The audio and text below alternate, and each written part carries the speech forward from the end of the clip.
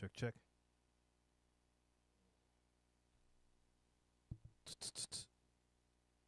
Check 1, 2.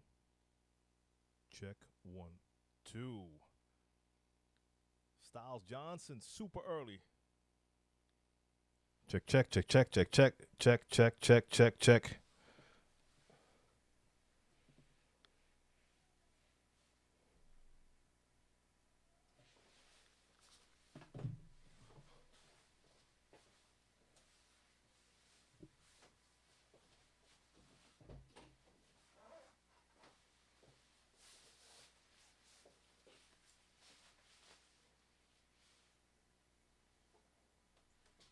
Check, check, second mic, microphone check, check, check.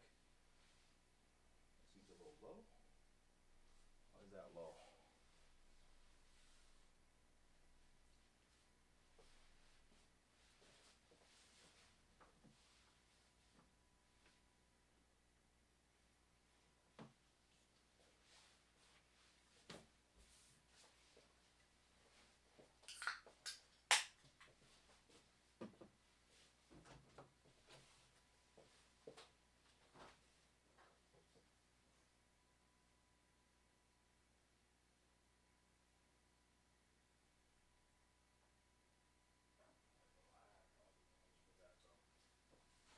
Makes no sense for me to use that.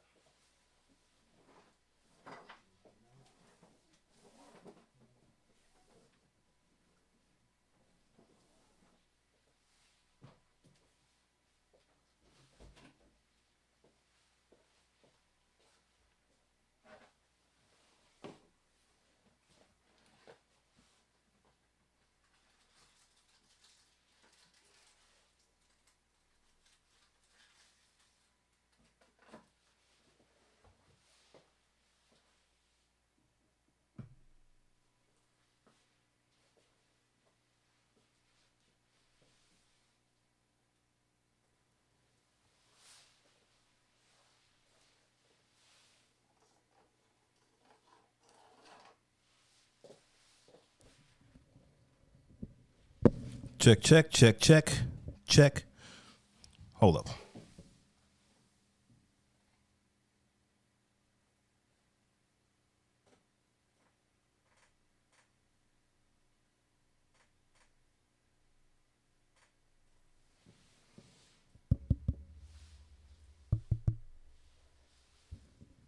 Okay, we getting there.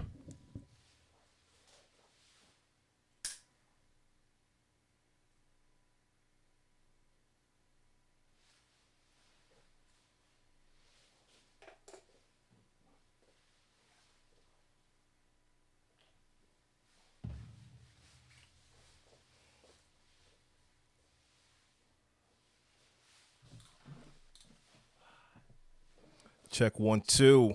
Let me lower this.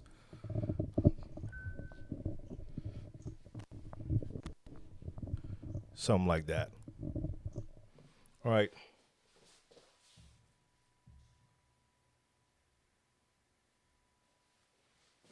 Make sure I set that phone to do not disturb.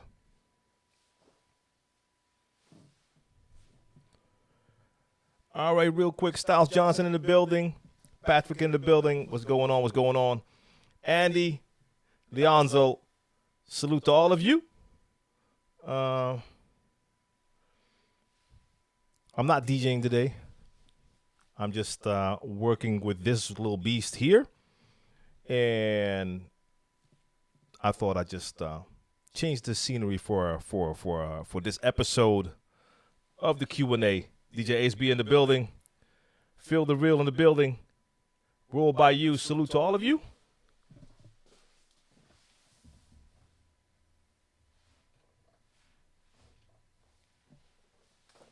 Adjust that light a little bit.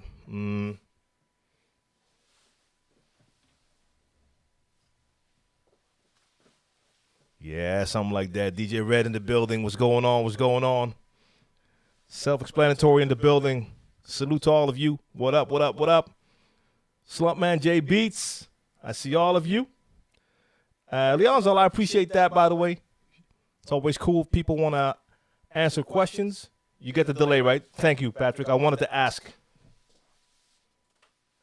So I'm only going to turn that on if I decide to walk that way.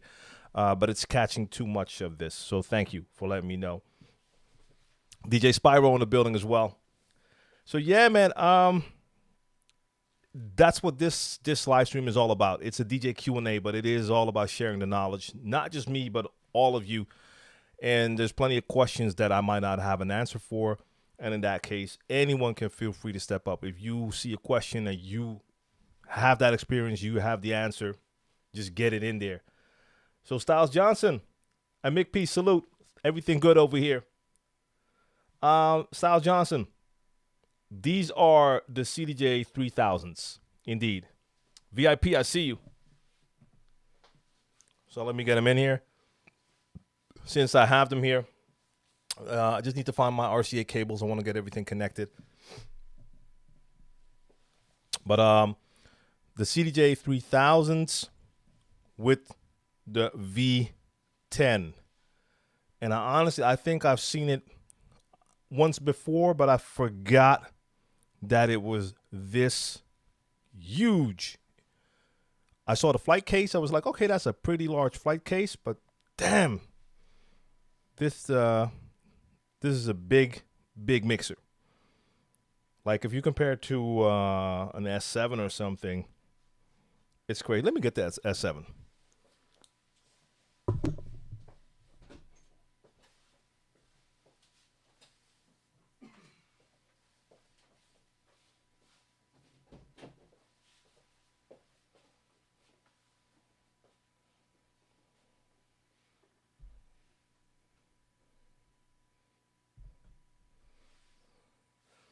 The amount of room you still have on all sides. Oh, hold up. But let me line it up at the bottom.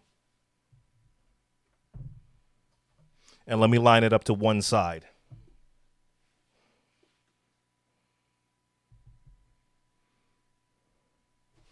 There you go. So I don't even know if you can tell, but this is where the S7 stops. And you have that much extra room. And it stops here. And you have like a lot more extra room.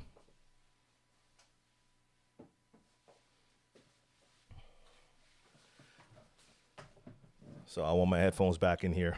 I prefer to hear myself. Let me turn it up a bit. Yeah, that's more like it. So I have never used the V10 before, and I have it here now just because I was able to give it a test run. So I was going to do some stuff with the CDJ 3000s. I'll be streaming with this setup, by the way, on Monday.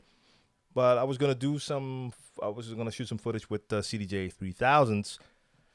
And now I had the opportunity to also test this monstrosity, this enormous mixer.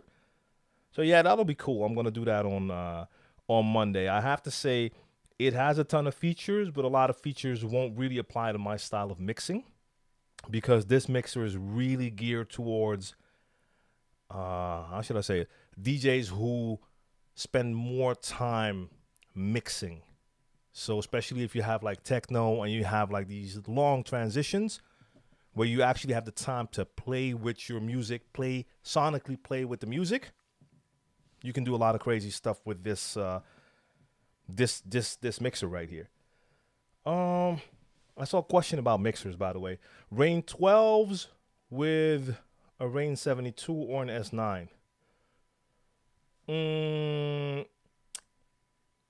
That's I'm still picking the S9. I have both. I have the 72. I have the S9. I love the screen on that 72. But I'm just such a fan of the Pioneer workflow and the onboard effects. So probably still the S9, even though when I do a session here with the Rain 12s, most of the times I do set them up with the 72 just because I like the look of that like Rain setup. Let's see. When you're playing the same song and switch back and forth, how far apart are the two songs? So we're talking about the chase pattern, right? So one track is playing and you let the other track play like a little bit behind. You have more options. So you could do like half a count. You could do one count and that'll have a different effect. So if it's half a count, then it follows each other real quick. So you can make the quick fader movements back and forth. You can also do one beat, like one count, bam, bam. You can even do 2 counts. Then you're going to go bam, bam, slower, back and forth. So all work, I mostly do 1 count or in some cases like a half count. But everything will work. You just have to know how far behind the track is so you know when to switch to fader. Anthony Bennett, what's good? I've never done DJing before, but I want to learn. So I've just bought the Rev 7. Will I be okay learning on that? You're one of the lucky ones if you already have it. A lot of people are waiting for that Rev 7. It is a great controller.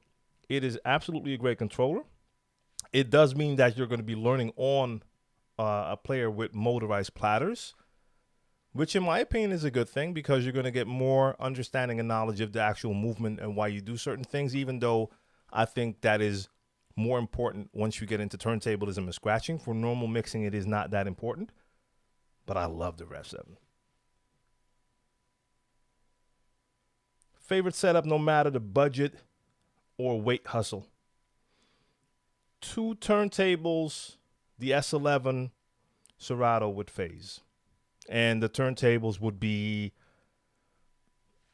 it could be the Reloop RP 8000 Mark II. It could be the VL12s by Denon. It could be the PLX 1000 by Pioneer. That doesn't matter that much, but 2 turntables, a mixer, and if I'm picking from the Pioneer line, I'm going with the S11 and Serato using phase. That will be my, that's my preferred setup, favorite setup, any day.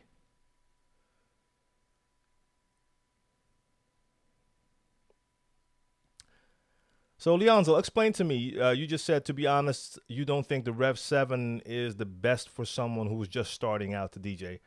I'd be interested to know why you think that wouldn't be a good controller to start with. DJ I was good. I've been DJing regularly at a local bar and seriously looking to throw a monthly party at the venue. Any advice you have to present this idea to the bar owners to bring this to fruition? So if you've been DJing there regularly, they know how you play. Are you already attracting a crowd? So are people showing up when you play? Because that will make it a lot easier maybe to convince them. So if they've heard you play, they know you can play, and you can bring people, then you're already off to a way better start than someone from outside coming in, because then they need more of a resume. Your resume is basically already there because you're already playing at the venue. You have the personal connection with them, so you're already a step ahead. So that's a good thing. Beyond that, how to present it. I mean, I'm not sure. I guess that's going to depend on what they do the rest of the week. Do they do a lot of like themed parties there, or don't they do any? Is it just open? What kind of crowds they normally get there? Is the party you're going to throw catering towards people who already come there, or are you there to attract a new crowd?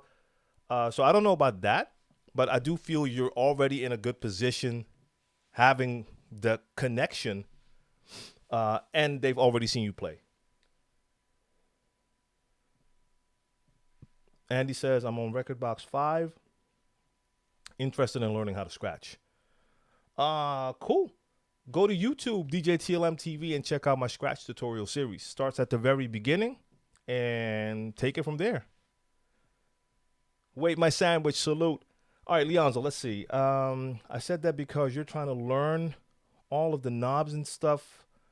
So if you're just starting out, you will do better getting something like a DDJ 400 or something like that. So I understand what you're saying, but I disagree, because let's say you're a new DJ, you're just starting out, and you're gonna watch a tutorial, basic mixing tutorials. Those basic mixing tutorials are only gonna be using certain features. So even though your Rev 7 might have a ton of different features that you could use, when you're starting out, you're only going to be working with your play, stop, and your pitch control, your pitch slider to change the tempo, to learn how to beat match and that sort of stuff. Beyond that, your browser to search for songs in your software, that's not different. So basic features are the same. You have basic features on an entry-level controller, and you have the basic features on an advanced controller. Now, of course, yes, the advanced controller has more. So if you're just starting out, the Rev 7 will have certain features that might not apply to you yet. Doesn't mean it's a bad controller to start on. So I understand what you're saying, but I don't think it has to be a problem. And I mean, let's be honest, you already bought the Rev 7, so that is the starting point now. Would I advise someone to go buy a Rev 7 if it's their first controller? No, I'll probably tell them, like, start with an entry-level controller. But that's more because I don't want people to spend too much money before they really know if this is something they want to do. But in this case, that's irrelevant because the Rev 7 is already there.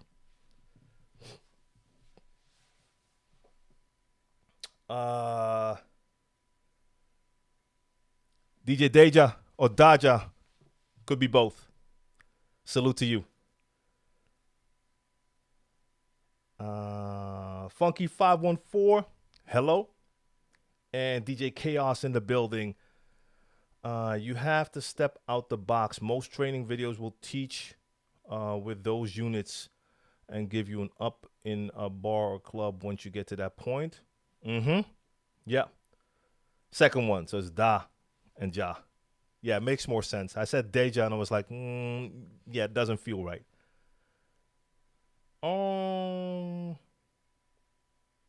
I watch the videos. They're great as I'm dyslexic, and this is how I learn by watching. Hey, I mean, that's the great era we're living in. You have so much information available online in video form. So even if you're dyslexic, yeah, video material is still something you can use easily. So I'm glad it's working for you and it's helping. And did I miss one? Oh, that's the thing. I'm watching on a monitor now and I don't have a mouse. So if I miss anything, I can't scroll unless I walk over there. That one's still working? Yeah. Got a little different type of total shot today. So you can see a little bit more of the setup. So you can even see like the main camera over there and a little bit of the light over there. But yeah, we're going to stick with this one. My bad. Stick with this one. I have a question from a previous week because it was too late. Can people send you on DMs, for example, on Twitter, some music from other countries? Yeah, no doubt. No doubt. You can always check me. DM on Instagram is probably the best. Or just hit me up straight on email, tlm@djtlm.com.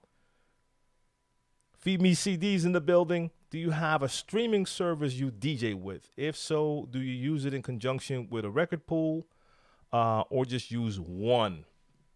Which do you prefer? What would you recommend for streaming service and DJ pool?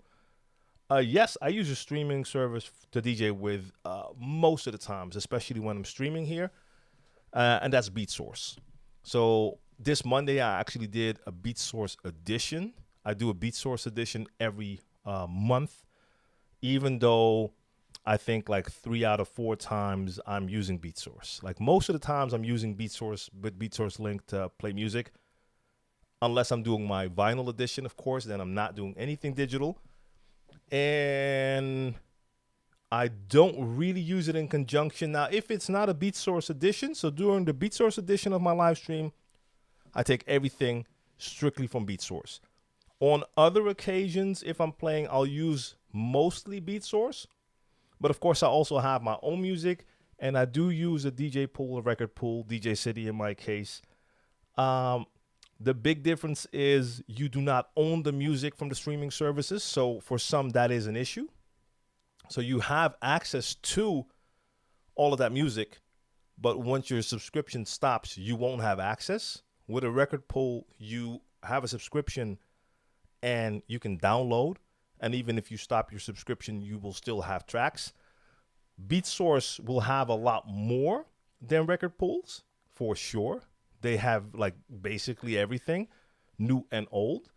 So which do I prefer? Now, I love having music on my computer just because that is the most safe thing. But I have a large collection, so I will always have music on a computer if I go to play somewhere.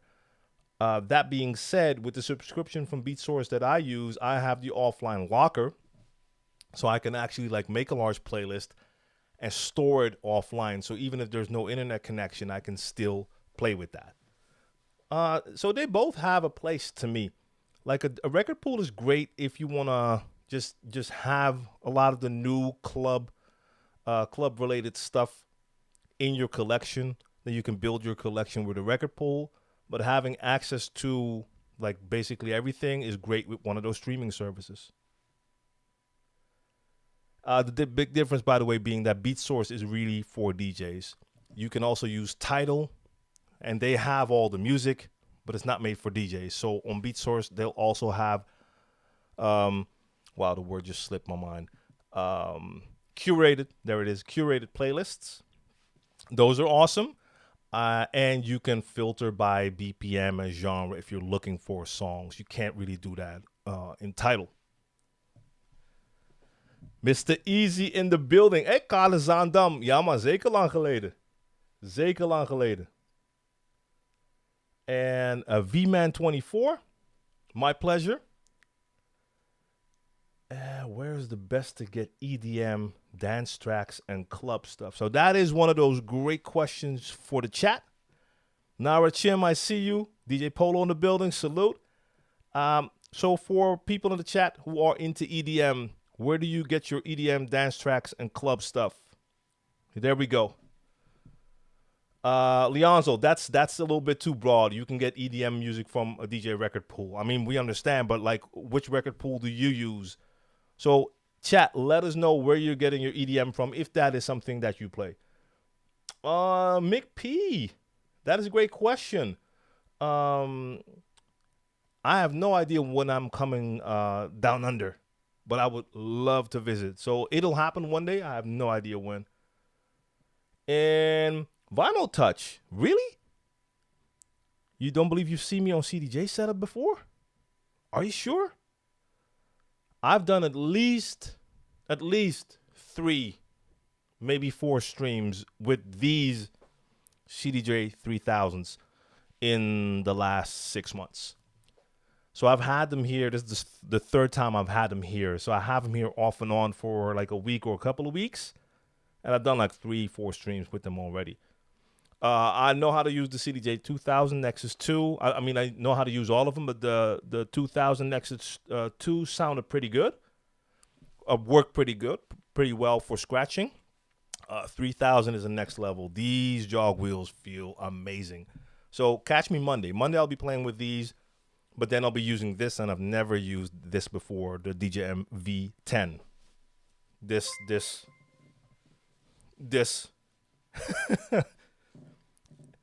At first, when I unpacked it from the flight case, I was like, damn, I don't even know if this is going to fit on the table. But yeah, it fits. I think we have someone in the chat right now who actually has one of these. Mixmaster G in the building. Mixmaster G, you have the V10. Or am I mistaken now? We got Mac 460 in the building. Salute. Zone 6666. Salute to you. And oh damn, I need to get a mouse over here. The scroll, it's going too fast for me right now. I have to scroll back.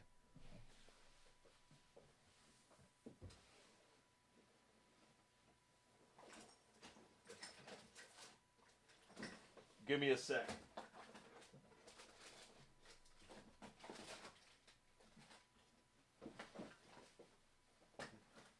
I should have my wireless mouse in here.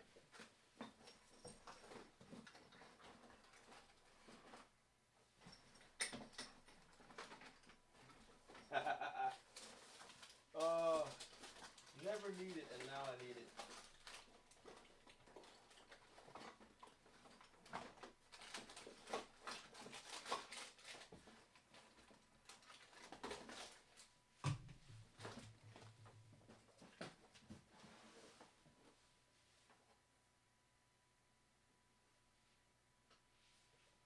That's like that one little place where I keep just like a bunch of random stuff on. Are you working already? Yeah, there we go. All right. Just need to have it on the table somewhere so I can scroll because I'm, yeah. There we go. Okay. Because I think I missed a couple of things. All right. Yeah, I have all my music on CDs and records. I use Tidal at gigs. Just wondering if I should get Beat Source or DJ Pool. I would say that, in my opinion, Beat Source is a better option than Tidal. And I've used both. Like I said, with Beat Source, it's easier to create playlists. Like, for instance, this Monday, I did my Beat Source edition strictly acapellas and instrumentals, and I was doing like freestyle live mashups. It was a lot easier to find. I mean, first off, I don't think Beat Source has acapellas, but it makes it easier to find stuff when you don't only have a search bar, but you can also like set parameters. So I was looking for instrumentals only between 80 and I think 105 BPM. You can't really search like that on Tidal. That alone is an advantage. And on top of that, Beat Source also has a ton of like edited versions. So DJ versions. Tidal doesn't have that. V-Man. Top 5. I hate top 5s. I mean, there's a lot of DJs I really like, but no, I don't really have a top 5. I mean, you're going to hear some of the usual suspects there, like of course, like Jazzy Jeff, one of my favorite DJs. I really like Scratch Bastard, and of course, like just looking at turntablists like Qbert Craze, Mixmaster Mike, DJ Premier, DJ Scratch. Yeah, there's a lot, but I don't have a top 5. Costa Rica in the building as well. And Vinyl Touch, your brain is mush. I guess I'm pretty sure you've been there during one of the streams on the CDJ 3000, but I'm not sure. And Mac 460, I don't know what the best source for Afro beats would be. Again, chat. Share that knowledge, chat. If you know, share that knowledge. Don Julio Live, I appreciate that follow. Mick P uses BPM Supreme. They have a wide range of music. Oh, okay. My bad, Mixmaster G. I thought you had that one. No, you have the 900 Nexus 2. Okay, got you. Yeah, but it's really big. It's really big. So I just have it here for a sec. I just needed the CDJ 3000s, and I could try this out now. So yeah, I'm gonna be streaming with it on Monday.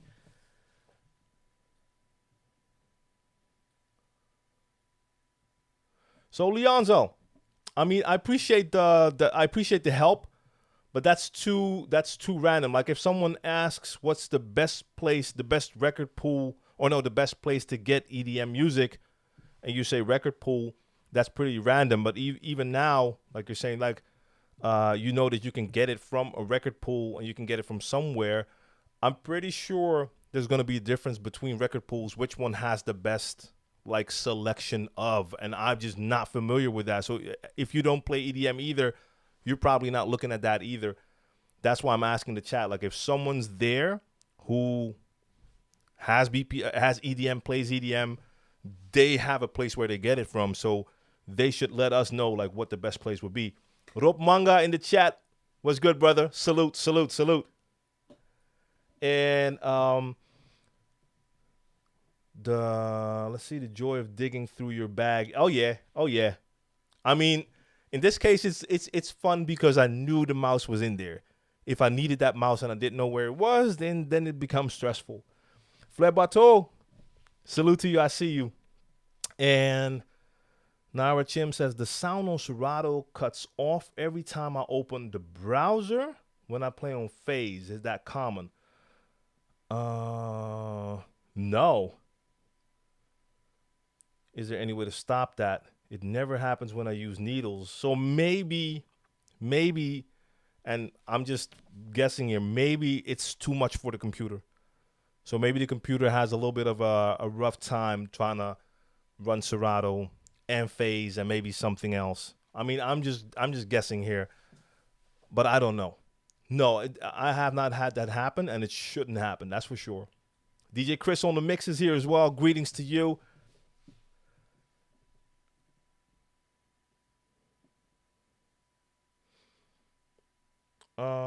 Just that's RB. Just got a new MacBook Pro 2021 M1. I'm having a hard time with my DVS and Serato using the Technics MK7 on both decks. It's working on internal. Sound waves are not moving in relative mode. Okay. Okay, but the Technics. But how is the DVS setup connected? Are you using an external audio interface like one of the SL boxes, or are you using a specific mixer? Because it sounds like the timecode signal from the vinyl is not reaching the computer. Flebato, my go-to hearing protection, I have. Oh, I see Mixmaster G is asking the same question. Hearing protection, I have like earplugs, custom-made earplugs with different filters, so I can filter. I can put like a minus. I think it's a minus 5, minus 15, and minus 25 dB filter in there. I'm not sure. It could also be 5, 10, 15, but it comes with filters. But that is a set that was specifically made, so you have to go and they inject your ears with like a special type of foam. That foam gets hard, so they can then take it out and make a mold, and then you get hearing protection that's made for your ear canal. That works really well. I just don't use it when I'm DJing, but I used that when I was doing a lot of live shows with Brain Power and when we were playing with a full band.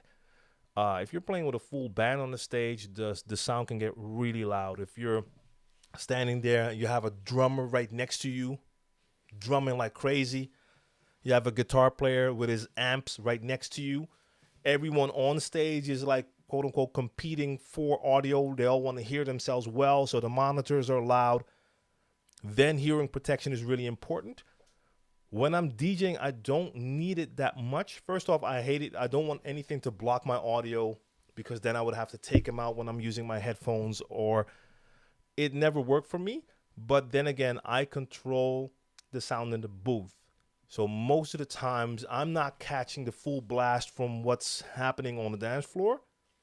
I have my monitors, and when I'm not mixing, most of the times, I'll turn my monitor down, and I'll turn it up a bit when I'm doing my transitions. But that would be my go-to hearing protection.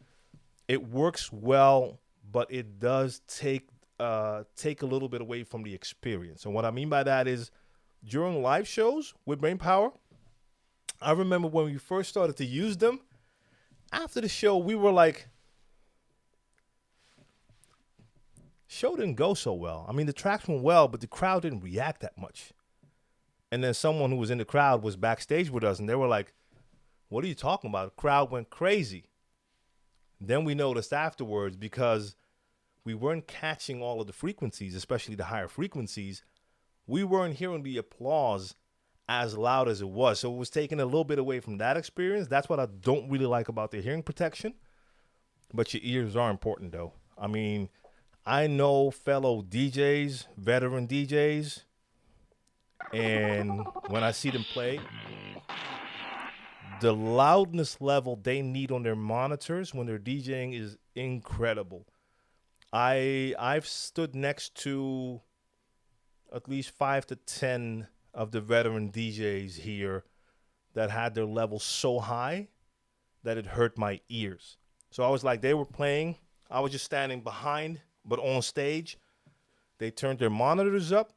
I had to like physically cover my ears and move back because the monitors were that loud and they needed that volume to still hear themselves.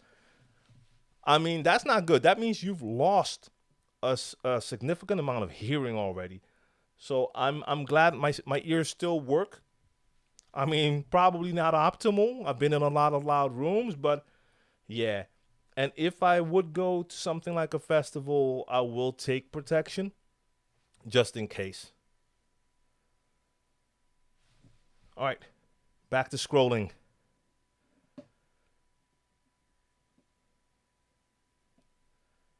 Living Daylight says hello to the room. Salute to you. Welcome. That is from a couple minutes ago. For everyone who's new, this is a weekly Q&A for DJs. You can ask me anything DJ related. If I don't have the answer, then maybe someone in the chat will.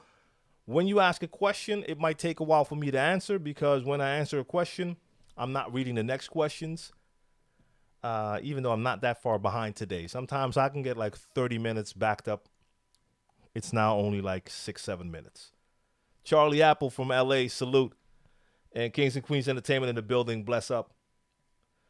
Kevin from the Caribbean, Beat Source doesn't have much of world music genres. Okay, now, well, that's a good one. So Tidal has more. It is kind of strange to me because they have the deals with a lot of the major labels that should have that. The thing is, I've not looked into that because I don't really play that. So that is a very good point. Like, if someone is into that, then maybe BeatSource is not the right choice. Costa Rica, the cockpit. You mean this right here? I mean, bro, it's crazy, right? Like, I understand, like, 6 channels makes a mixer bigger, but there's a lot of extra stuff going on this device right here. And I've had it explained to me, so I understand. And like I said in the beginning of the stream, most of the features that are extra on this mixer are not really for a DJ like me. I mix too fast. I switch tracks way too fast. A lot of the stuff that's interesting to do with this mixer is more interesting if you're doing like long transitions and the way the effects work, the way you can have external effects connected, the way you can use sends to channels. I mean, isolators, a lot of cool stuff. But when I'm using it Monday in the stream, that's not something, I'm not going to be connecting extra devices, anything like that. I'll be using it like a quote unquote normal mixer. The EQ section is a little bit different on this one. So I'm going to experiment over the weekend before I do the stream because things do work a little bit different compared to other Pioneer mixers.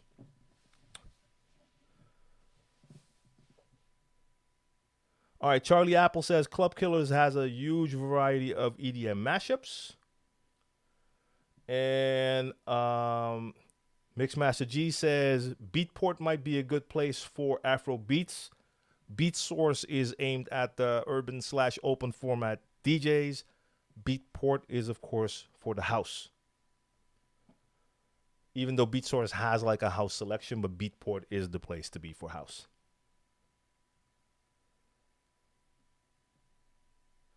Okay, RB, you have the S11. Yeah, I mean, DVS is integrated. It has to be something in the settings. If the signal is not coming through, damn. I'm thinking now, because you say it's working in internal mode. Are the channels set to the right USB? Yeah, that might be it. Are the channels set to the right USB? So which port are you using for your laptop, A or B? And is the channel selector set to that? I mean, probably it will be. I'm trying to think of things, trying to troubleshoot what it could be. Yeah, I'm not sure. Living Daylight, I'm thinking of buying the DJ 1000 SRT or the Rev 7. Those are some great controllers. One has motorized platters, the other one doesn't. That is a major difference. So that will be one of the thinking points right there. Nighthawk, salute. I get most of my Afrobeat selection from SoundCloud. All right, okay. Marciano, what up, man? Okay. If I plug my Windows, it works perfectly.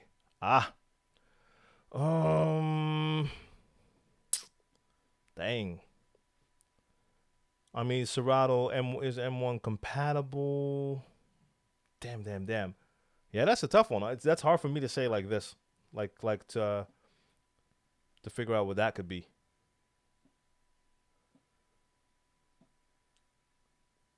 Given the current manufacturing climate, how are you ensuring you have equipment plus backup in case of gigs where you maybe bring in your equipment? Well, that's the thing. I hardly bring my equipment, and if I do, I'm bringing a mixer, and I have a mixer. I have multiple mixers, so uh, it doesn't affect me because it's not like I'm depending on equipment that I don't have yet.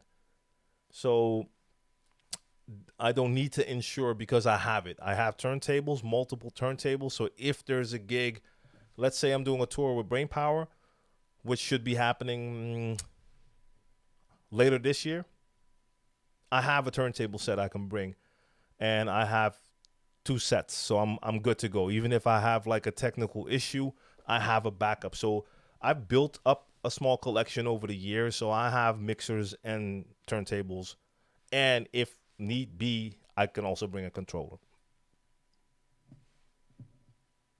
Um, L35, salute, salute, salute.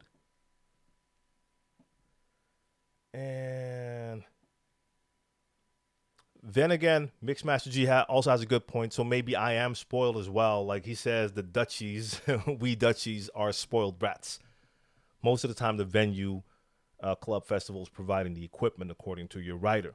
And that is a fact. I mean, I have that equipment on my writer. And like I said, the mixer is the thing that I bring the most because most of the times they will have like a 900 Nexus 2. And I'll just check. Some venues actually will have an S9 there, but I don't mind bringing that. But like turntables for my normal gigs, I never have to bring turntables. All the venues have them. They might have to dust them off for me, but they have them. And like I said, if we're going on tour, then I have my flight cases ready to go already. So in my case, I don't have to worry about supply shortages. Need liquids.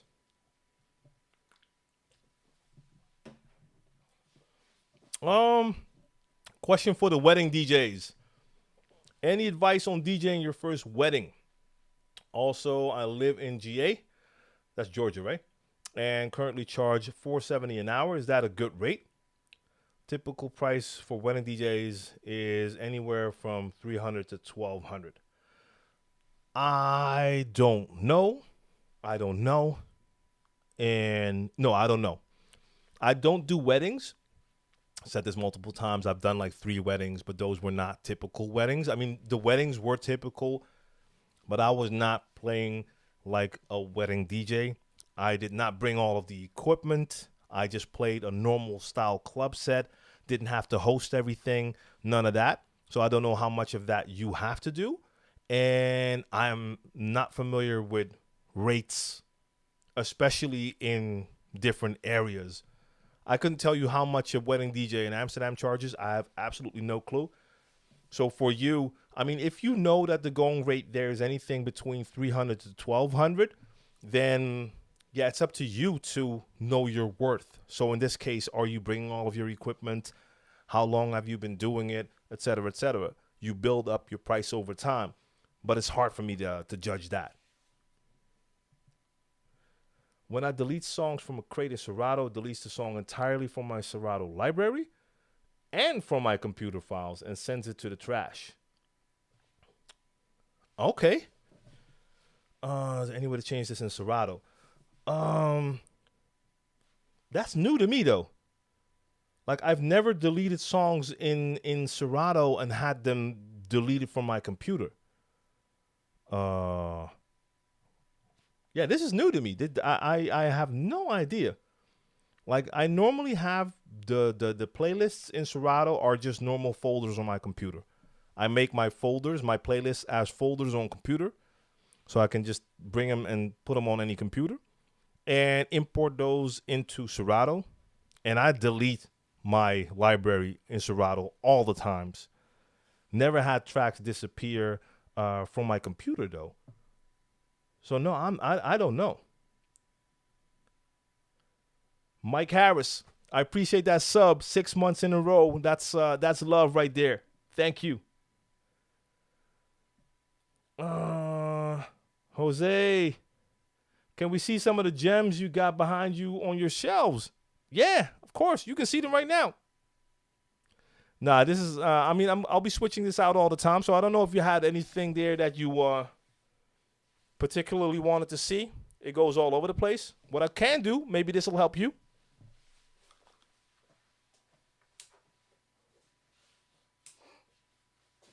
Give those lights a second, and they're going to illuminate it more. You can see it a little bit better. If you see anything specific, I can grab it. I mean, this is just a random selection. I just wanted to have this as my background again, and I literally got this by just grabbing, I think, in 1 or 2 places. And I'm going to be switching it out all the time. There's so many album covers and 12-inch covers that could work as a great background. There's some classics in here, though. Like major classics, for sure.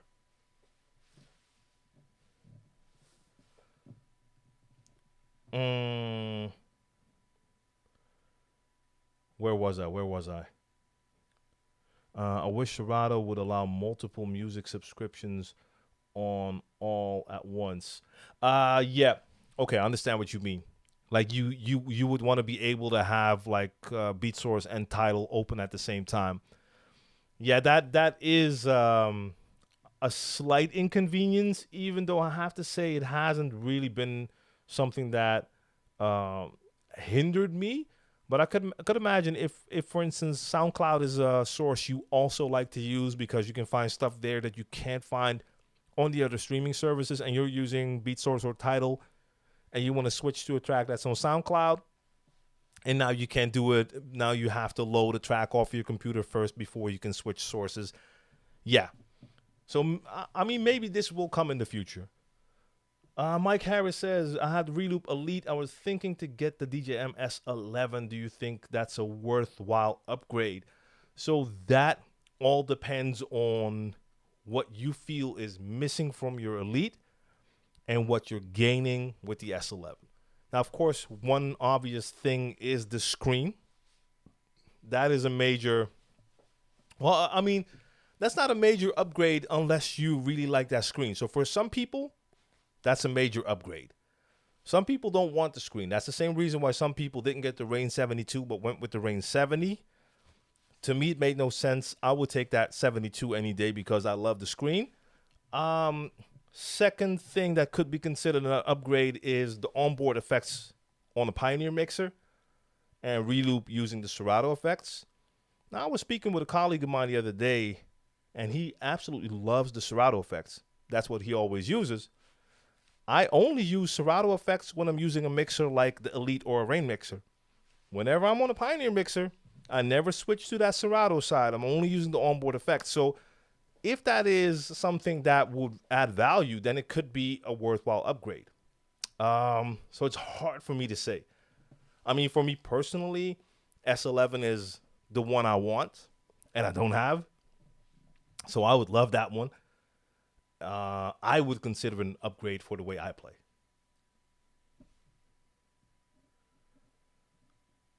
Yeah, Mixed Master G, same thing. It doesn't make sense how it works now, and hopefully it will come. Yeah, Kings, Queens, I mean, some people, I mean, I remember back in the days, one of the DJs that I used to see, like one of the OGs here, whenever I saw him play, he would have the monitors, and I've played like that as well. Like this would be the DJ set, and then he would have like something high.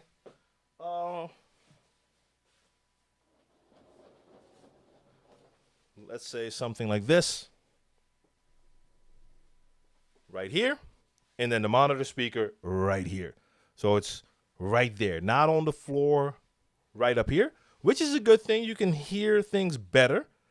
In my case, if they're not on the ground but they're here, it also means I don't have to play them as loud. He had them right here. We were sitting like at the other end of the room. And it would still sound so loud where we were sitting, and he's standing in the middle of that, and still sometimes you could see him like he's trying to turn it up more because he's not hearing it. That taught me a lesson right there. Like, ooh, okay, I do not want to end up like that. Because that's crazy. You're not getting that hearing back. Switching with other DJs, I usually set back the booth monitors by a lot. Yeah. Feed Me CD says I have the Reloop 7000 Mark II.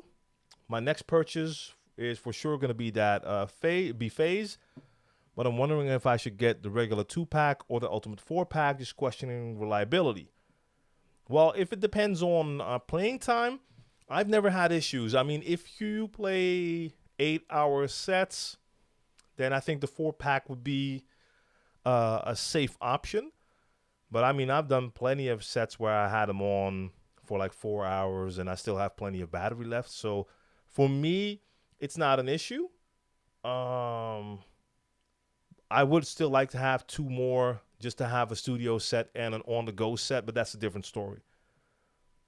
Sweetax 187, salute. Leonzo says, where are your music files coming from?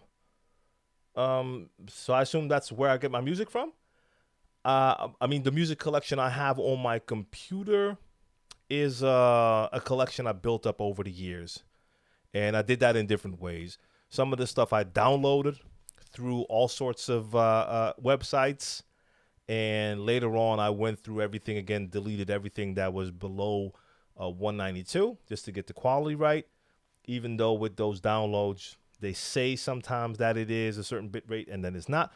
I did also I did also rip a lot of CDs, and I used to buy a lot of like secondhand CDs and just rip those.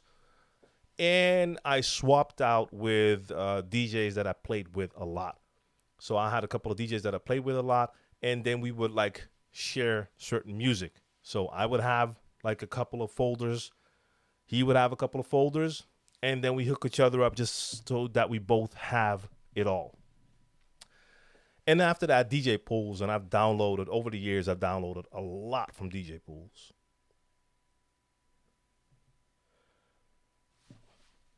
So again, I see the question.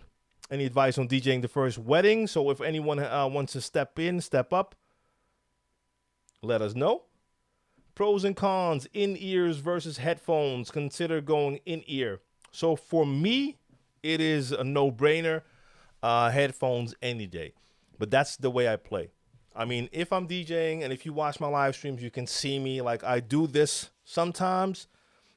I do this a lot as well. And I also like to be able to take them off at any time. And that just doesn't really work that well with in-ears. I have a set of those in-ears by Pioneer. They work well. I've used them on certain occasions, but I'm not a fan. For me, this is what I prefer. The flexibility and freedom to be able to take them off at just a second notice. That is what I prefer, but that is really personal. Like some people really, really like playing with in-ears. Gail Coker, salute to you. And Andy Rivera, Puerto Rico in the building. Much love. Acrobat is funny on the way it's tagged. Some people tag it as Afrobeat. Oh, that must be what it meant. The first said Acrobat. Okay, got you. Afrobeat. Some people tag it as Afrobeat. Some people tag it as R&B. Oh, wow. So it makes it hard to find Afrobeats on major record pools. Yeah. I mean, that would be a problem if that's marked as R&B. Yeah. I have seen in certain record pools sometimes that they have tracks under a genre that I would not necessarily place it under. Oh, I'm sorry, Leonzo. I got you. This is for the person that's trying to delete the files. Got you. Okay. So I answered a question that wasn't asked. Nighthawk, make sure you know what is expected from you procedural-wise and If you have do not plays, that's for the wedding. Yes. Yeah, that's why I said. I mean, the way I played at weddings wasn't how I think most wedding DJs play. Like I said, first off, they'll bring the equipment most of the times, and they host the event or they have an MC. But like you have to do certain announcements when like the new married couple comes in. You have things like the first dance. There could definitely be like a do not playlist or a special song. Maybe you have to play a song for the bride and the father bride dance or whatever it's called. I'm not familiar with it, but there's a lot of things, and there's mostly like a tight knit schedule. Maybe you have to play during multiple times during the event, so you need to know exactly what they're expecting. And one tip I can also give you is make sure you communicate well, because I'm guessing you're going to be dealing with a wedding planner. You're like especially during the day of the event, you're not dealing with the couple. They're not going to be the ones who are dealing with you. That's probably going to be like a wedding planner. And like even for the weddings I did, even though I wasn't playing as a wedding DJ, I made sure I had the contact info of the wedding planner. So I made sure I let them know, like let her know in this case, like I send a message when I was leaving to head to the event hours in advance, like when I was coming that way. So that gives them a little piece of a little ease of mind. Like they're stressed out that day. They have a lot of things they have to take care of. So if they get that message like bright and early, like, hey, I'm the DJ, I'm already on my way, my ETA is then and then, that takes a little bit of stress away. So that's always a good thing, like the communication. You don't want to have them calling you like, where are you? I guess that's just professional behavior. But especially for weddings, I mean, it's a stressful day for certain people. What do you play? What do you play? DJ TLM. I'm a function DJ, but I've got into my club DJing now. I have the Pioneer Ddj 1000, which I'll be practicing on. I'm not entirely sure if I understand the question. But if the question is, what do I play? I mean, I play hip hop, R&B, but also dancehall, new jack swing, sometimes two-step, UK garage, you name it, funk, soul. I think the best solution would be to come and check me on Monday when I'm streaming my mix stream. But maybe that's not exactly what you mean. So just in case you meant something else, let me know. And Costa Rica, this is really aimed at like the techno DJ who's going to do long transitions, this mixer. Yes, for sure. And if I was one of those DJs, this would be a great mixer, especially if you're also using your own productions, long transitions. And then I would probably bring like extra devices, like one of them RMX devices, the effects devices, and go nuts with that. But that's also something that I would do, I think, more with like planned sets. I think if you're playing freestyle, you just don't have that much time to just on the spot do all sorts of crazy stuff. I mean, I think. For Phase, he might have to update the firmware, update Serato version. I mean, that's always a good thing. Thoughts on Traktor software and DJing with stems. Should I switch over to CDNA? And how do I transfer the whole library? My thoughts on Traktor and DJing with stems. I mean, I don't have a lot of thoughts on Traktor. It's software for DJs and it works. I just hardly play with it, so I'm not that familiar with it. The stems thing, they were kind of ahead of their time. And the way it worked then is that the artist actually had to provide a track as a song and the separate stems. Now, that didn't really happen enough. Now, with newer DJ software, you do have the option to basically make stems on the fly. Then they don't sound as good as those stems, but still. Should you switch over? I mean, that's really personal. I would never tell anyone to switch to a certain DJ software. Like, it all depends on what you're looking for. Most DJ software on a global level is the same, and then they all have little unique differences One might be better at like the beat grids and analyzing. One might have something like Serato flip or whatever feature that the other one doesn't have. Some people really like a certain feature that's only available in this or that, and that's why they pick it. Some people just prefer the workflow with one software over the other. So that's I can't tell. Yeah, Polo, the V10 has compression, even though that's basically the reason they put it in there is if you're doing a combo of playing with CDJs and also playing with turntables. The sound from turntables can't really compete with the sound you're getting from CDJs.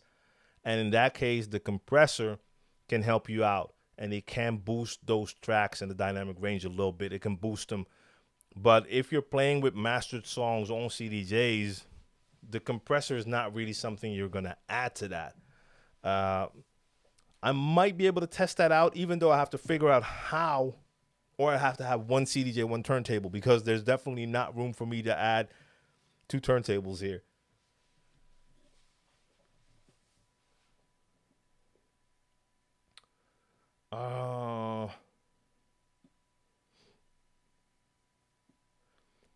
Yeah, mixed master G, that's right? This the stems thing. I mean, it kind of didn't go through, right?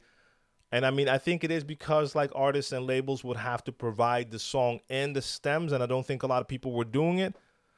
So like I said, I think they were ahead of their time. They might have it might have had a chance if it came out now because people are a little bit more familiar with it, like, oh wow, I can have like separate stems. Even though I think most people are just more interested in the acapella and beat separation compared to, hey, I only have this part, or that part of the song with the stems. But I'm not sure.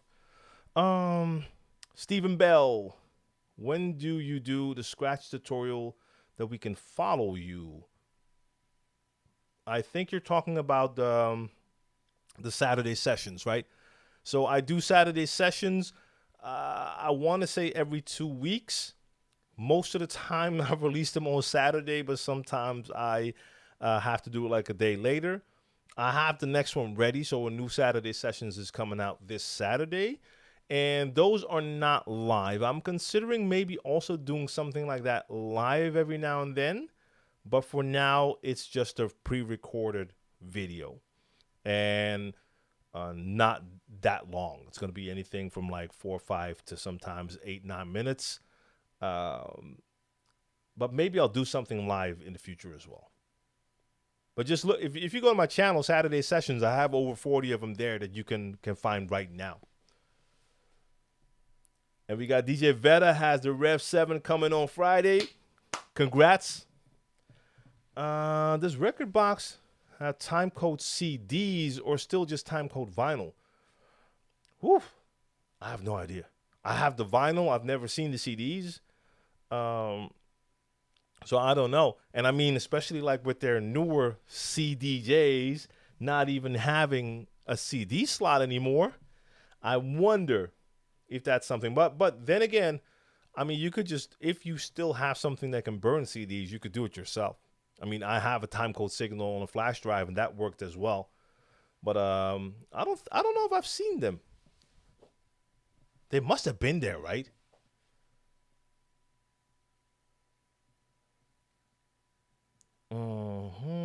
Watch your video hanging out with DJ Jane Doe. Looking forward to more interviews like this. Klaus, I appreciate that. That is something. So those videos, there's 2 of them. There's another one that's coming out in about 2 weeks. And for those of you who haven't seen it yet, it's available on the YouTube channel right now. It's a conversation that I've had with a female DJ from the Netherlands as well, DJ Jane Doe. And the reason it's released now is because we're in International Women's Month. This was actually supposed to happen last year. So we recorded this last year, but we could only like come out with them now. It is something, this is in collaboration with Pioneer, by the way, these 2 videos, but it is something I planned to do quite a while ago. I was planning on doing like the conversation style interview conversations with DJs just to hear their story And then COVID happened, and the last thing on my mind was like doing content like that. But it is something I definitely want to do more of. So in this case, we got two videos. This one with DJ Jane Doe, and then I have another one that's coming in about 2 weeks. Also with a friend of mine, another female DJ. This was a great place to start, though. Like I just wanted to make sure I started with two female DJs that I knew personally, and I knew that they actually had a history. I know that they've been in the game for quite a while. I know they can actually DJ, so I wanted to start with some legit people. But the cool thing is, and I learned this quite a while ago, like all our stories and all our journeys are a little bit different. And I didn't understand that at first. When I first, after a couple of years, after like, no, not even a couple, after like maybe, I was already DJing for maybe 15 years, maybe even longer. And I was having a conversation with someone I used to go to school with, like elementary school. And he told me he'd been a DJ with his brother for the last 10 years in the same city, but it happened to be totally different genres. So I had no knowledge of this, never even ran into them once, and heard a bit about their story, and just started to realize, like, hey, we don't all start the same way, end up in the same places. And I think everyone will have a story that DJs can relate to, even if it's only like just a couple of points. But some DJs will have started out the same way. For instance, she did. She's telling her story. She had to learn how to DJ without having her own equipment. I've talked to people, other people who had that same experience, and that was something that was new for me. Like I bought, like I had a first set and just started to practice at home, but other people have a different journey. So it's interesting to hear other people's journeys, and I definitely want to do more of this. So in the future, I should do more because I haven't really done interviews. The only interview I've done on the channel is an interview with SK83 years ago. And that was just because he was in Amsterdam. I was like just on the spot, like, hey, let's do a little convo, like bad image quality, bad audio, but it was fun to do.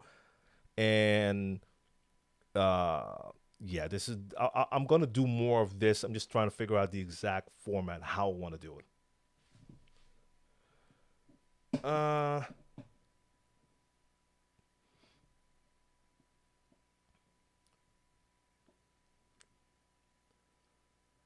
Okay, Feed Me CDs might have an answer right there for the S11 and the Mac and the S11 problem. So check that out.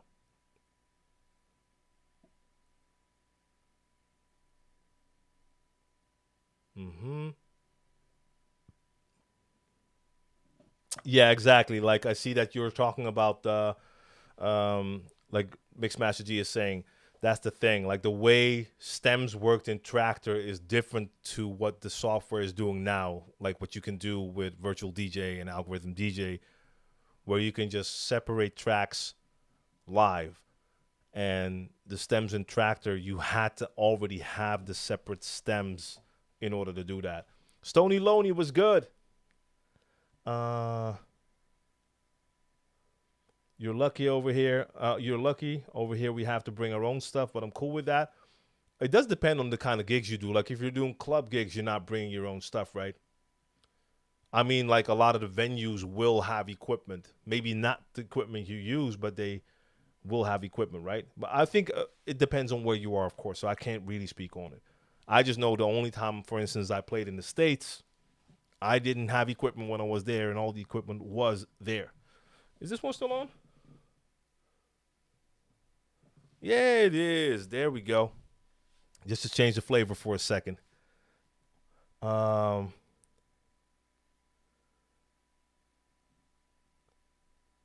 right, I'm going to let those. I see some combos going on. I'm going to switch that.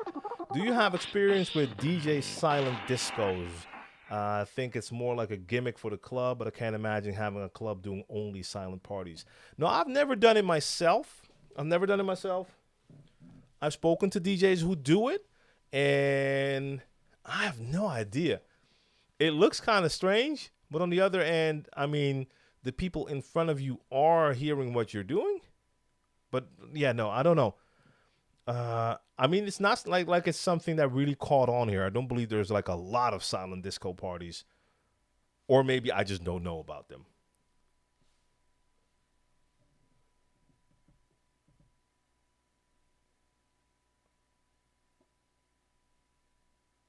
Ah, okay, that's great. I didn't know that. One of the major festivals here in the Netherlands does a huge silent disco, 20K guests on their first night.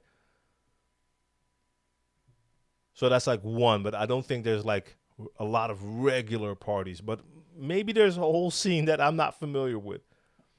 Nighthawk, where did you learn to DJ, or are you self-taught? I'm self-taught. We didn't even have DJ schools then, and I didn't have anyone in my direct vicinity who could have taught me, so I just had to teach myself.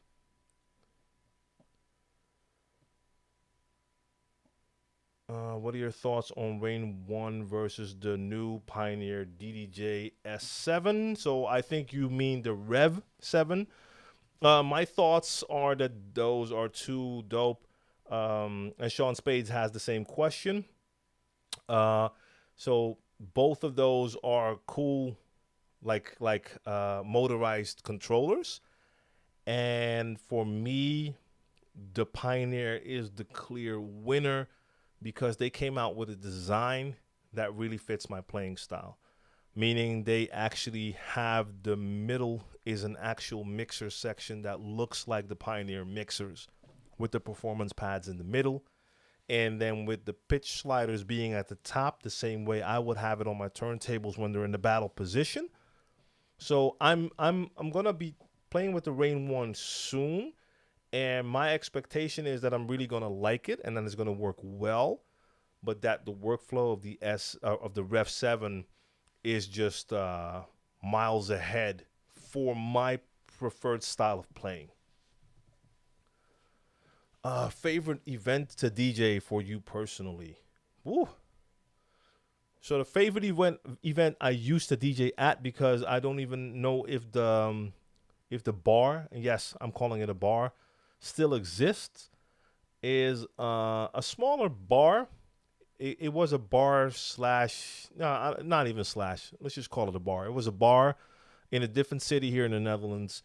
They booked me to play there once years ago, and the reception of that crowd and the freedom I had there is a freedom I don't think I've had anywhere else, because I could actually really totally play whatever I felt like playing. Like hip hop was the main thing, but I could veer off into any direction, and the crowd was with me. And because this was like a smaller city, not one of the big cities, the level of appreciation from the people there, like actually after the first gig I did there, I think everyone in attendance, and it was a bar, but it could fit like probably 100 to 150 people. I'm guessing now, it's a long time ago. I think everyone in attendance there came over after I was done to personally thank me that I came from Amsterdam to come play there. That level of gratitude was something I've never experienced before.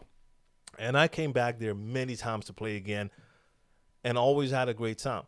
So it's one of the smaller spots I used to play at. And just for that reason, the level of freedom and appreciation probably makes that my favorite event to DJ. Even though I've played for 10,000 and more, played all the major venues here. And I love playing at like some of our most well-known venues here in Amsterdam, especially like Paradiso and the Milky Way. I played there, I don't know, countless times. Love playing there. Had one of my best nights ever at the Paradiso. But still, I think that little small bar holds a special place in my heart. And that was a place called the Bliksem in Den Helder for my Dutchies tuning in. And so the other one was the question about the Rev 1 and Rev 7. Thinking about switching from Rekordbox to Serato. Okay. Well, if you're going to switch to Serato, Yeah, I mean, if you want to play with the Rev 7, then you're going to switch to Serato. I mean, I love the Rev 7, like I just explained. So for me, that is it's a great thing. What are some good DJ backpacks? Much appreciated. Love the content. Good DJ backpack. So I have a question for you then, and that is, what is a good DJ backpack for you? So what are you looking for? Are you, when you DJ, do you just bring your laptop, headphones, and um, maybe if you use turntables with DVS, do you bring like needles and that? It depends on what you bring. Um, hey, Miz, what up, man? If you're still there, because that is already like 20 minutes ago. So if you're still watching, what up, Al? Amsterdam in the building. Stony Lonely says, do you read your comments on YouTube? Yes, I do. Yes, I most definitely do. Sometimes I do miss something because there is, on YouTube, some comments get put in a different section, and then I have to click in YouTube Studio to check those comments to approve them. I always forget to do that, so then I run into comments that were made like months ago, because sometimes YouTube sees a word in a comment and then it places it there. And yes, sometimes I might overlook one thing, but overall, I check comments and I try to reply to every comment that I see. So so Nighthawk, yeah, I mean it kind of depends on what you need in a DJ backpack. So for me personally, I have DJ backpacks that will fit a mixer, but if that's not something you need, then you can go with a much smaller backpack. So that's hard for me to say. I mean, I use different ones. I used to use a lot from UDG. They had the creator backpacks, especially for Serato. Those have room for like a mixer, for vinyl, and for all of your other gear. I have a couple of jetpack bags. Those work really well. And I have another one, a Magma bag, Solid Blaze, I think it's called. Really nice bag. That one is a bag you can totally modify to your needs. So it's a modular DJ bag. So I have a bunch of different ones. So it depends on what you're looking for.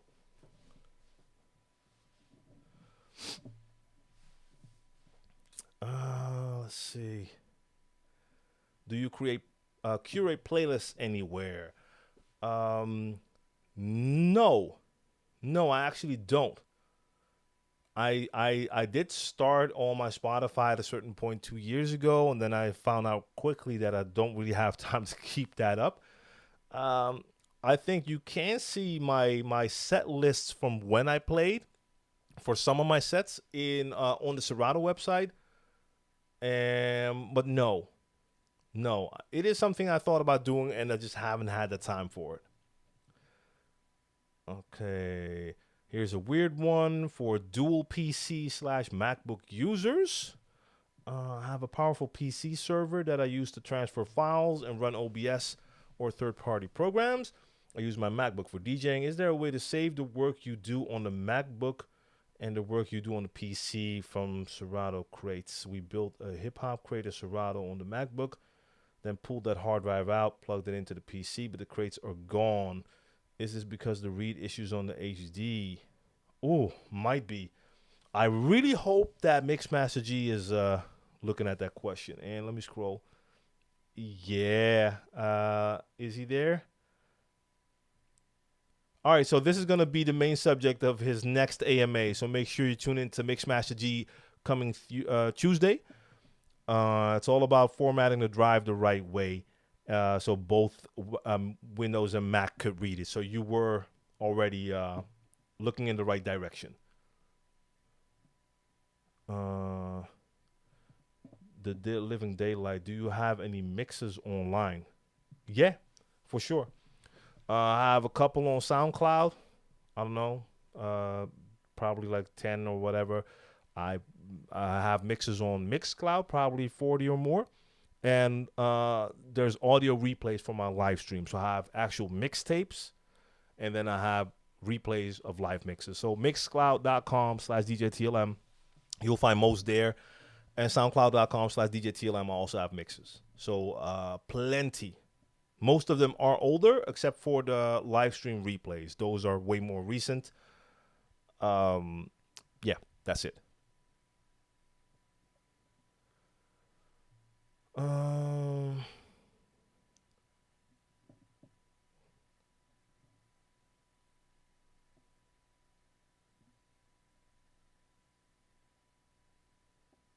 right, let me try to just catch up a bit.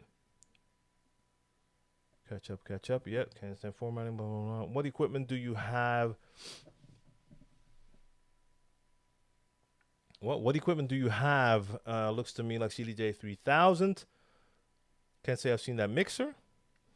So let me show you again. Indeed, CDJ 3000s.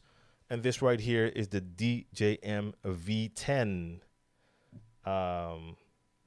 That's it.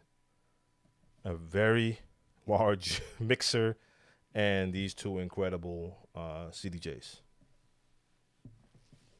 I'll be streaming with this set on Monday, so tune in to Crates on Monday if you want to see me play with this. Yeah, DJ Polo, I think it is. I haven't heard it yet. I just hooked it up, but the audio quality should be on point for real. They've done a lot, but you're paying for that as well. This is an expensive mixer. Eden was good, Eden. I see you on Facebook. Flair Bateau, I appreciate that sub. Appreciate you. Much love. Mike Afro Jam in the building. Enschede, what up? And Living Daylight. I was wondering, did you get those shelves from IKEA? Yes, indeed. Those are the IKEA shelves. And I'm not sure if they sell these anymore, but they sell something. Either they still sell this one or one that's really similar. I didn't buy them at IKEA. I bought these second hand, but they are IKEA. Yes, and they're absolutely the best for vinyl. As you can tell, they fit the vinyl well. Just the height is great. You can tell because if you place the cover in here, it fits so nicely. You have a little bit of room, but it's almost that size. Which, it's a great look. For vinyl, they're perfect. They're super sturdy. And, I've been using them for a long, long time. Before that, I was using something else from IKEA. And I think it was just like their normal bookshelves. I think it's the Billy, something like that. And if you check my old DJ TLM TV videos, you see the wooden shelves with the vinyl. Use that. But once I got my hands on this system, it's like, yeah, this is it right here. It's not that easy to like the older bookshelves were really easy to take apart and rearrange. This you really have to just when it's set up, and you want to leave it like that. But I love it.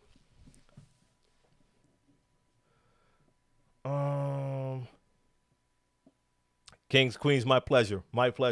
This is a fun live stream to do every week.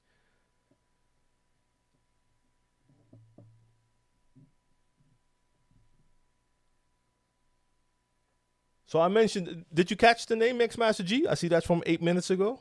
So I'm not sure if I said it right after that or if you missed it, but it was the Blixum in Den Helder. Smooth J, what's going on? From time to time I use smart crates or the intelligent playlists in Rekordbox. Same thing though. And I'll be using it a lot more once I get more tags in my music because I love the way that works. So yes, for sure.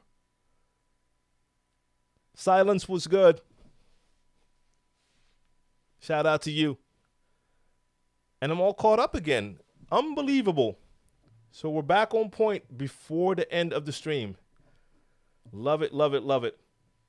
Because today I really don't want to go over my time because I want to finish the edit on my Saturday Sessions video, upcoming Saturday Sessions video coming this Saturday. And I'm going to do a late evening / nighttime gym session today. Normally I go in the morning. Today I'm going after the stream. Couldn't do it in the morning. So that's the difference as well. And for anyone who tuned in later, Make sure you go check out my conversation / interview with DJ Jane Doe on YouTube right now called Hanging Out with DJ Jane Doe.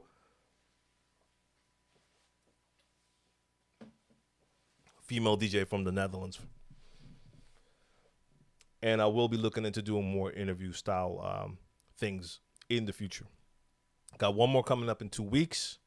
And after that, hopefully I'll do more within the near future. And I'll be working on a couple more breakdown videos, the breakdown scratch tutorial videos for beginners as well. If you haven't checked that series out on YouTube, I break down patterns that I performed in my Saturday sessions videos, and I just go through them step by step, because I understood after a while, like, hey, if you're starting out with scratching, even if you've learned the basics, that doesn't mean you're automatically going to understand when you see someone do a pattern that combines multiple techniques, even if those techniques might be fundamental basic techniques. When they're combined, it can still confuse you. So I was like, you know what? Let me take one of those patterns and break it down in a video. Take another pattern. And I've done so many Saturday sessions that there's plenty of patterns I can pick from. And I want to try to do as many of those as I can. Real DJ Rick, do you have to pay for your gear? Or do you get stuff free besides from the gear you review? Nah, it's a combo. I mean, I've had stuff that was given to me. Most of the times it's not. So same thing here. And I don't even have the V10 here for a review. I just have it here to try out, and I'm gonna use it. Like, for instance, on Monday in the live stream, I'll use it, and maybe I'll do some other content with it. But like this whole set here, it's going back in like a week or two. I had the Rev 7 here, and I had the Rev 7 here longer than most of my colleagues were able to keep it. Most of them already like had to give it back weeks ago. But yeah, last week I had to send it back. Now, luckily, I live in a very small country. I'm one of few DJs who actually has the, not just the direct connect, because there's plenty of DJs here who have the Pioneer Connect, but I'm actually one of the DJs who's using that in content to broadcast and to just to create content with it. So those, so that Rev 7, I should also be getting it back here to play with it more, but it's still not mine. I've also done deals with brands in the past, like way back. I've been sponsored for tours, for instance. I used to work with Newmark, play with TTXs and their DXM Pro mixer, and use that for like an entire tour. Got to keep that. Used to work with Vestax all the time, and I would use their gear for like 50, 70 show tours, and after that, keep that gear. But now, I mean, I've built up a collection of gear, so I have mixers and turntables when I need them. But if I wanted to have a Rev 7 now, I would have to go out and buy it, and yeah, it's not happening right now. Same thing here. If I wanted something like this, I would have to go buy it. So I would have to go and rob a bank first, because this is an expensive table right here now, close to 10 G's. Just this this little setup right here, that's just crazy. But yeah, so sometimes, but most of the times, if I want something, I have to go out and buy it. I have also, and that's not DJ gear, but in the past I have reviewed certain stuff, and after I did the review, I just knew like, hey, I want one of these, and I would just contact the company like, hey, just send me an invoice. I don't even want to send this back. I'm buying it. And if I'm lucky, they'll hook me up with a discount. And if not, then not. I did that with the Atem Mini Pro, the video switcher. The video switcher you see right here. I hooked up with Blackmagic Design to test it. And after like 2 days of using it, I just sent them an email like, yo, I'm not sending this back. Just. I mean, it's if I get, sometimes I have samples, then you have to send them back. This was just a retail unit, so I was just like, I'm not sending this back. Just send me an invoice. And yeah, they were kind enough to give me like a little discount on that, but I paid for that. and I paid for like most of the stuff I'm using here. I had to pay for. You use Rekordbox over Serato? No, for the simple fact that most of the times I'm playing with a Serato setup. But for instance, the last couple of weeks when I was doing the Rev 7, no, with the Rev 7 I was using that, but with which one was it? I remember when I had the normal DDJ 1000 that had to go back. I do have an SRT here, but I prefer the 1000 with Rekordbox over the SRT with Serato. Funny enough, there were a couple of little things that were different. But if I have something that is for Rekordbox, I work with Rekordbox.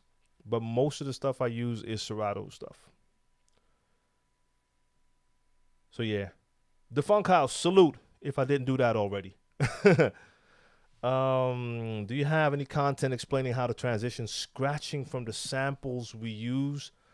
Hold on, Don Julio, let me reread. Do you have any content explaining how to transition scratching from the samples we use to beats on mixing in the next song?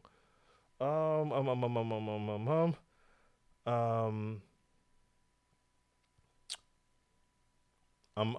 got confused when I got to the scratching samples and mixing into the next song. So I'm not sure if I'm understanding. So are you talking about that you're scratching with a sample and then you switch to a beat? Or are you talking about how you make a transition? One track is playing, you want to bring the new track in, but you want to bring it in scratching. So let me know if that's what you mean. Do you mean that you want to start your transition with a scratch? And if I have a video on that, or am I misunderstanding the question? You say yes, so probably and fresh. No, wait, so you are talking about scratch samples. Then I'm not sure if I understand the question.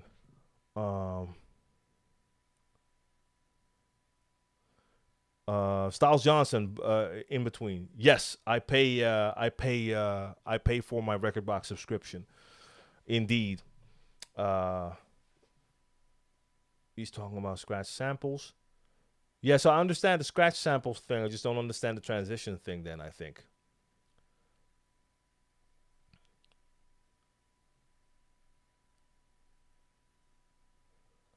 So I think that's where I got kind of confused. Reese, salute to you.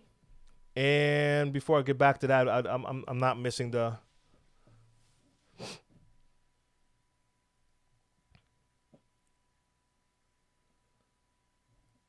I'll get back to that in a second, Don Julio. I'm not leaving you. I'm not leaving you hanging. I just want to make sure I didn't miss the other one because the screen is moving again. Mecky Carter says I'm trying to upgrade my equipment from a Numark controller. What would you recommend? So the first question is, what is missing from your Numark controller? And you don't even have to answer me, but what is missing from your Numark controller that makes you want to upgrade? If you have the answer for that, then you know what you should be looking for. So if there's a specific thing you feel is missing from your Numark, then you can look and find out which controllers have that. Because even now, which Numark controller are you using? Because Numark has if you're using an NS7, then you're already using something that has crazy amounts. If you're using a Mixtrack Pro, that's a more basic controller. So it really depends on what's missing from your controller. So Don Julio, I'm not sure if I made a specific video talking about that scratch transition.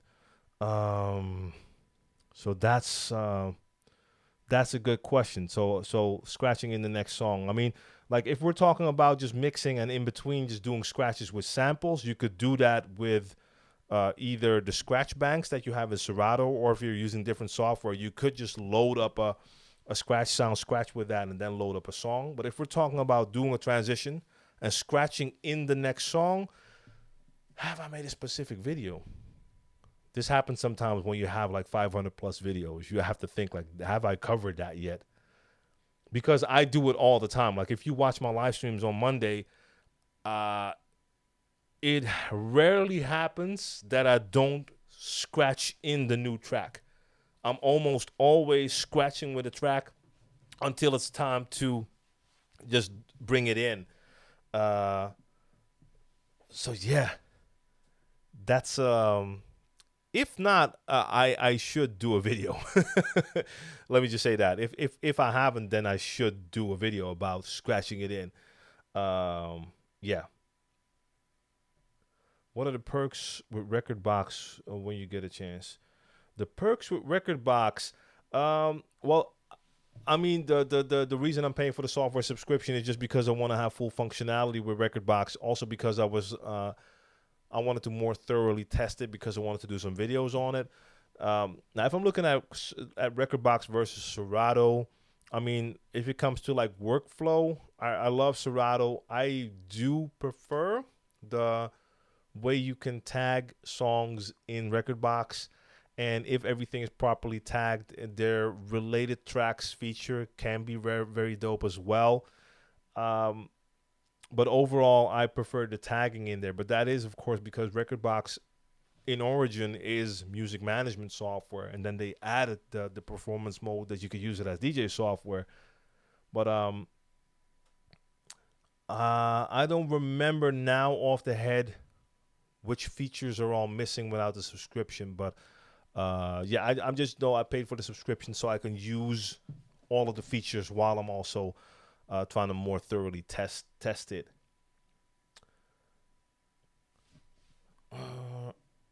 Quick scroll. I thought I missed one,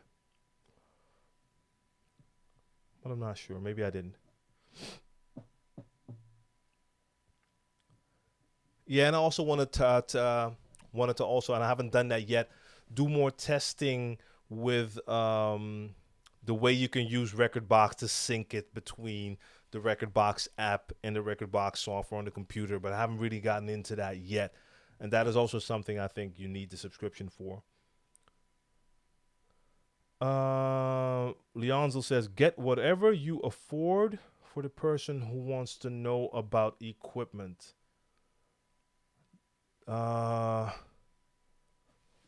Okay. Get whatever you, I mean, I assume you mean get whatever you can afford. The last question about equipment was about upgrading. So, Leonzo, because I appreciate you, because you firmly came out and stated at the very beginning of the stream, like, hey, I'm going to be here, and whenever someone has a question you don't have the answer to, if I know the answer, I'm going to answer it. And I love that. That's what this is all about sharing the knowledge. But that answer isn't really an answer. So if someone comes in and they say, hey, I'm trying to upgrade my equipment, do you have a recommendation? And then you say, get whatever you can afford. That's not really good advice. That's not really advice at all. So you want to make sure that if you're adding, you're actually adding some value. Same thing when someone was asking for the EDM and you just say like, hey, record pools have EDM when someone is asking what's the best place. And that answer was even better than this one because, but I'm still waiting for an answer, by the way, from that person, from Mackay Carter, like which Numark controller do you currently have? And again, if you're thinking about upgrading, you should have a specific reason for upgrading.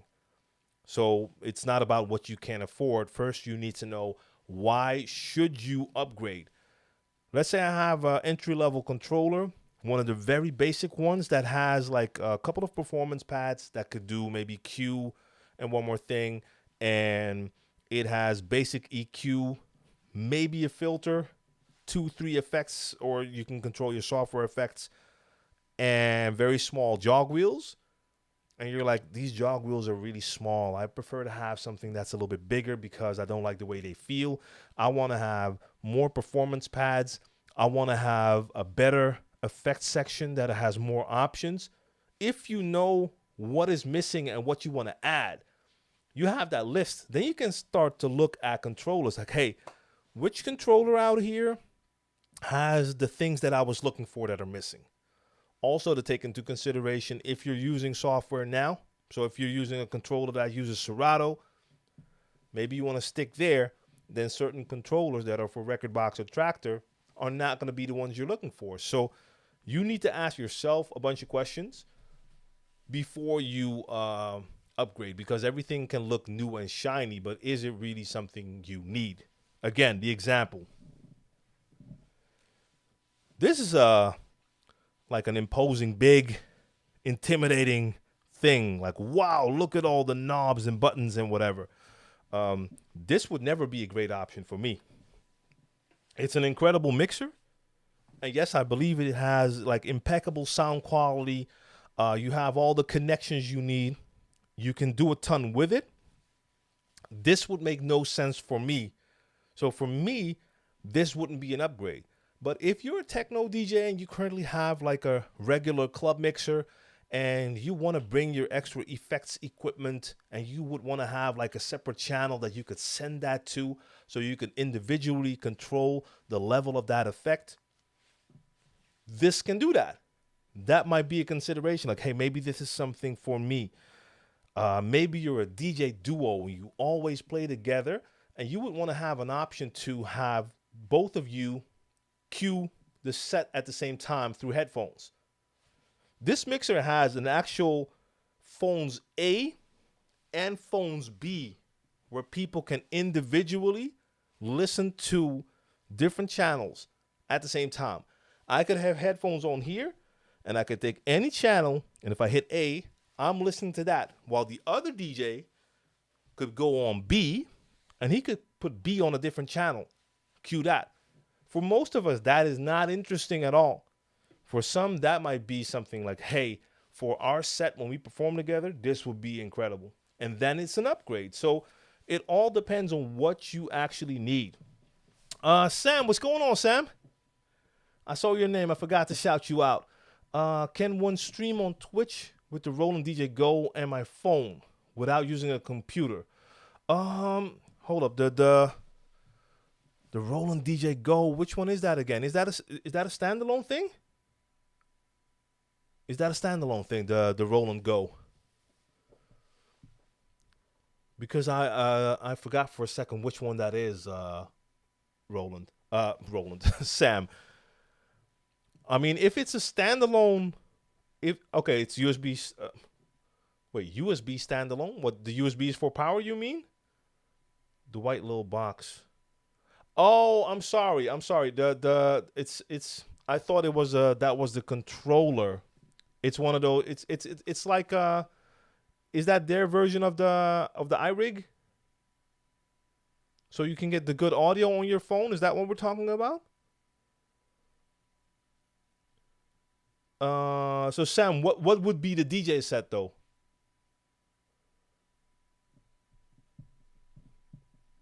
Yeah, it's the audio box. So what would be the DJ set?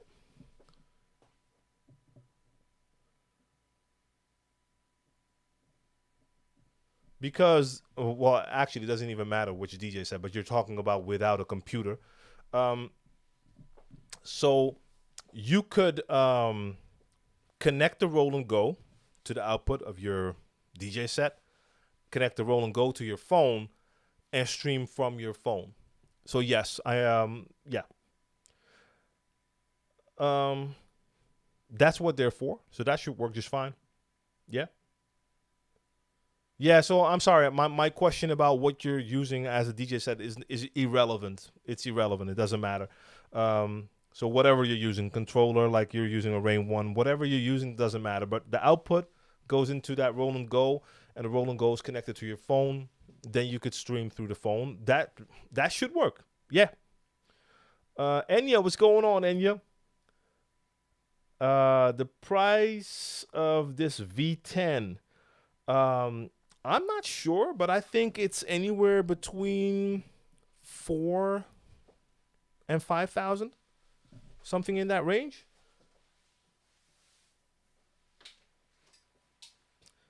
We got 3 more minutes. I'm gonna look that up right now. So we say DJM V10. Now, prices may be different in different parts of the country. Reese, I appreciate those bits. Don Julio, TLM gave me what I need to understand. but getting to the next level while I'm playing a set and scratching the next song. Hey, it takes practice. Okay, so my internet is messing with me. And Gumsmack came in and says, okay, Gumsmack was good. V10, okay, 3,400 euros. Why is my internet connection so crazy? Yeah, indeed. That's the euro price I'm getting as well. So let me just quickly see. Wait, it won't show me the US price. Okay, it's the same in dollars. Oh wow. Okay. So 3,400. That's even cheaper than I thought. That's crazy to say because it's a crazy amount of money. I thought it was 4. So yeah. And then you have these, and these are I don't know, 22, 25, something like that. 4,300 Canadian. Yep. So it's expensive, and like I said, I mean it's going to be quality wise, it's going to be great, but for me it would make no sense. I mean, even with the size, I mean, I could manage. I've done stuff with bigger mixers, like especially when it comes to like turntablism stuff.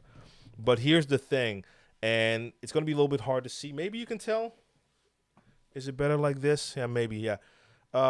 This right here. And I mean, you have the same thing with the 900, but this one, I feel it even more. You have these knobs right here. You have these knobs right here. You have all of these knobs right here. I believe this has a lot more knobs here compared to a 900 Nexus 2. If I'm doing my turntablism thing, I'm bumping into everything. So I would have to like really lift my hands up like really high when I'm working, because now I'm tapping into everything. And I've had it happen even with a 900 that I would even change like the fader selection, because you can choose different things here, and I would touch it. Yeah. So it's not an optimal mixer for me, but it's interesting. It's gonna be interesting on Monday. So catch me Monday with this one. I send you a small mix. Would you be able to provide some feedback where I can improve? Honestly, I would have to say probably not. So yes, you can send me the small mix. I just have no idea if I'm gonna find time to listen to it, and I just want to say that up front because I don't want to promise anything that I can't really deliver on. Ray Hammer Time, salute to you from Sweden in the building. Do you record your sets in one take, or do you sometimes edit together after recording a couple of takes? Well, if I'm recording so here's the thing. There's a difference. Like, you have live sets and you have mixtapes. A live set is a live set, so I record that in one take. My mixtapes, I don't record in one take.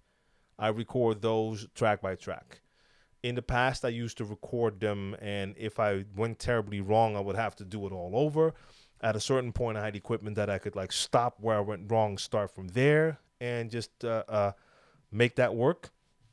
Now, if I record a mixtape, which I hardly do, I would just do it track by track. But like the live sets, they're live. So on Mixcloud, all of my live stream replays, that's one take because I'm streaming live and I just record that. So that's the biggest difference for me. It's time. Yeah, we're it's 10. So I'm gonna end this live stream. I want to thank y'all for tuning in every Wednesday. Share the knowledge live. Make sure you come check me out here every Wednesday. Every Monday I do my Crates Mix show. So tune in for that. And if you want to see me rock with like this crazy set right here, CDJ 3000 V10, I'll be using this set on Monday. And I'm not sure. Is Monday a certified bangers edition? I'm not even sure. You'll just follow me on IG. You'll see the flyer. Come check me out there. And yeah, man. In the meantime, make sure you check DJ TLM TV on YouTube. More stuff coming up this week. More breakdowns, Saturday sessions. The new interview with DJ Jane Doe is online now. And I'm working on some other stuff as well. So if I see you there, I'll see you there. And otherwise, you'll catch me here next time. All right. To each and every one of you, DJ Rick, Enya, Costa Rica, Ray Hammer Time, Sam, Kings Queens Entertainment, Mixmaster G. Make sure you go check out his AMA next Tuesday right here on Twitch as well. Talking about a lot of tech-related DJ stuff. And as you can tell, if you've been in the chat before, Mixmaster G knows his stuff. Salute DJ Polo, DJ Reese, Don Julio. Who else is in here? Quick shout-outs for the rest of you. Styles Johnson, of course, I saw you. And I'm not going to scroll up further. There's too many of y'all. So I want to thank you, all of you.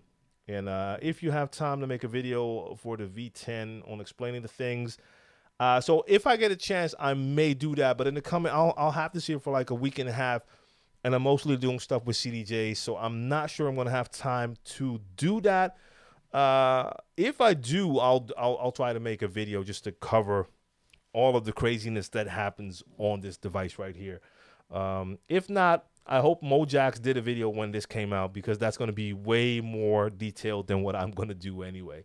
All right, back to work. The Funk House, salute to you.